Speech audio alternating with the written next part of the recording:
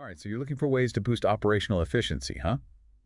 Well, today we're taking a deep dive into 7 strategies for improving operational efficiency.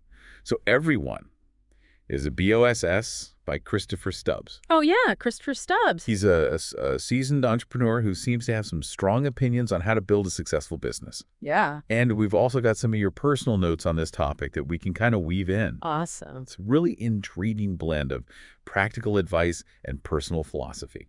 I'm really interested in the personal philosophy part because Stubbs doesn't just offer those surface level tips, Right. He really emphasizes personal transformation as the foundation for improving operational efficiency.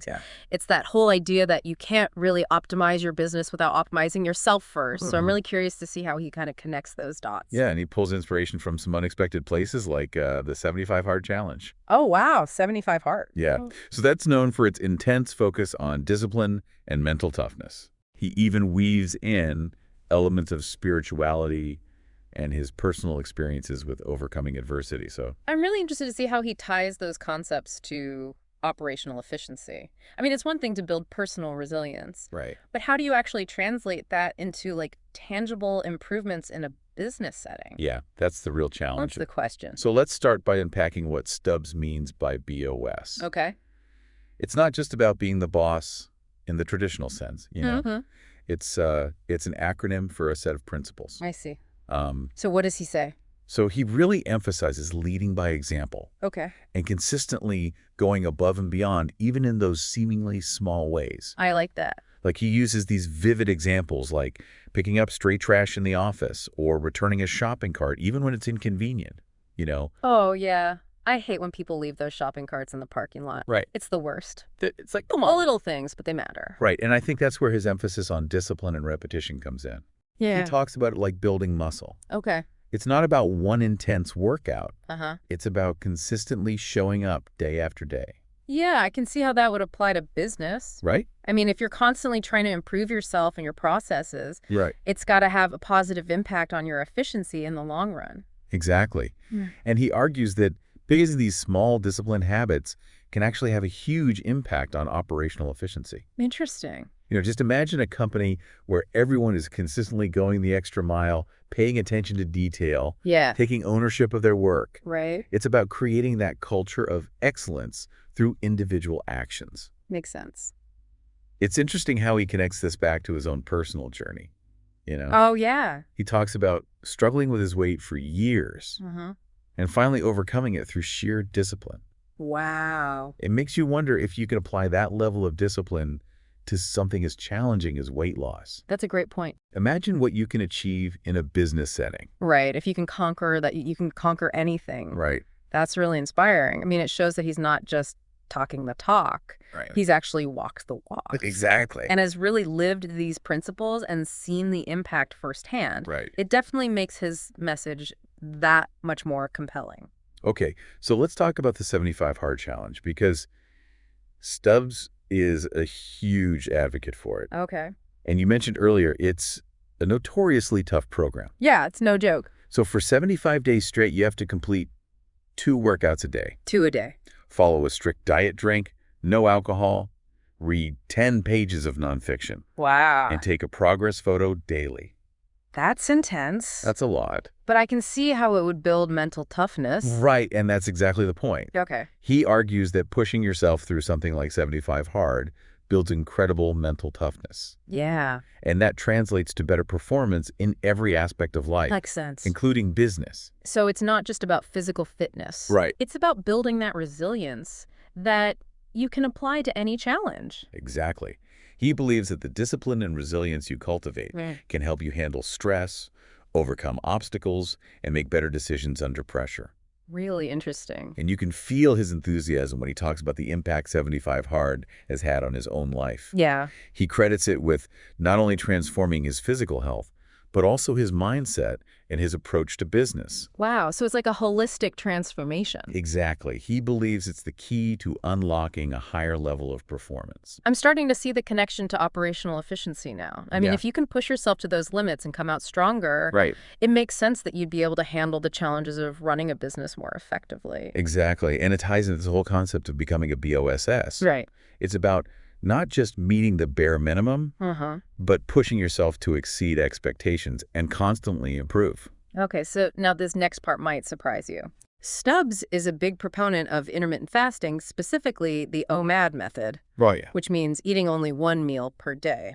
Now, before we go any further, it's really crucial to emphasize that we're not advocating for any specific diet or health regimen here. Of course, of course. If you're considering making major changes to your diet, please consult a healthcare professional first.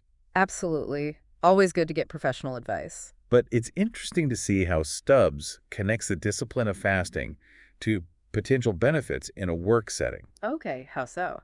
Well, he believes that the mental clarity and focus that some people experience with intermittent fasting can lead to improved productivity and better time management. Interesting. It's intriguing how he connects a personal practice to operational efficiency. Yeah, I can see that. He even suggests that the time saved by not eating multiple meals throughout the day can be channeled into more productive work time. So it's like maximizing your time and energy. I don't know about the whole OMAD thing personally, but I get his point about how personal habits can influence professional outcomes. Right. It raises some interesting questions about the relationship between physical well-being and mental performance in the workplace. And that's really the core of his message, isn't it? That's that. That personal transformation is the foundation for business optimization. Yeah, he's really emphasizing that. It's not just about systems and processes. It's about cultivating the right mindset, habits, and values within yourself and your team. Right. It's that inside-out approach to improving your business. Exactly. You know, one thing that really stuck with me was how Stubbs actually defines this B.O.S.S acronym. Yeah. It's not like being a domineering figure or micromanaging every detail, right? Yeah. It's more about like embodying this set of principles that inspire others and create this culture of excellence. He's really turning that traditional idea of a boss on its head, isn't he? Yeah, totally. He even argues that sometimes being a B.O.S.S means doing things that others might see as beneath them. Oh, yeah. Like picking up trash. Remember that example? So it's about leading by example, demonstrating humility. I mean, that's a good point, but isn't there like a potential downside to that approach? What do you mean? Well, if the CEO is constantly picking up trash, are they neglecting those more important strategic tasks? That's a great point. It highlights the need for balance, right? Leading by example is crucial, but it shouldn't come at the expense of fulfilling those other essential responsibilities. Exactly. It's that classic debate, isn't it? What's that? About whether leaders should focus on the big picture or get involved in the day-to-day. Right. Stubbs seems to be advocating for a blend of both. And that blend ties back to his emphasis on discipline and consistency. He's not just talking about like one-off grand gesture. Right. It's about embedding those B.O.S.S principles into the company culture, making them part of everyone's daily routine. Right, like a habit. Yeah. When everyone embodies those values, it creates this ripple effect, leading to a more efficient, ethical, and ultimately successful organization. And he really walks the walk too. Oh, yeah. How so? He's very open about his own struggles with weight and addiction. Right. And how overcoming those challenges actually shaped his business philosophy. I thought those parts of the document were really powerful. Yeah. I mean, it's one thing to preach about discipline and resilience, right? But it's another to have lived through those struggles and come out the other side. Right. It adds a layer of authenticity to his message. He doesn't shy away from the tough stuff either. No, he doesn't. Like, he's very transparent about the fact that implementing these strategies is challenging. It requires commitment, and there will be setbacks along the way. That honesty is so refreshing, So many self-help gurus present this picture of effortless transformation. Right. But Stubbs keeps it real. Yeah. He acknowledges that change is hard work. Right. And it's not always linear. I think that honesty actually makes his message more compelling. I agree. It shows he's not promising a quick fix, but a sustainable path to growth. So let's talk about his pricing model, because it's pretty unusual. Okay. What is it? He starts with free consultations. Okay. Then moves to an hourly rate, and then eventually proposes a profit-sharing agreement. Whoa, that really caught my eye, too. Yeah.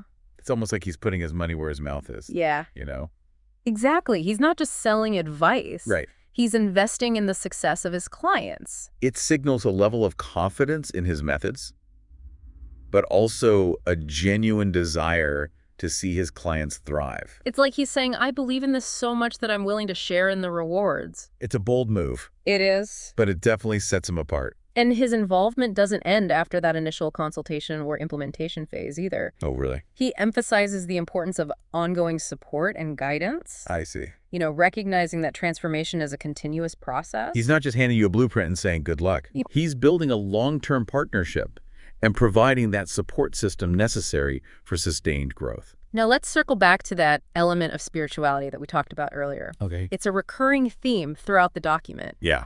He repeatedly emphasizes the importance of faith Mm-hmm. and believing in something bigger than yourself. He's very open about his Christian faith. Yes.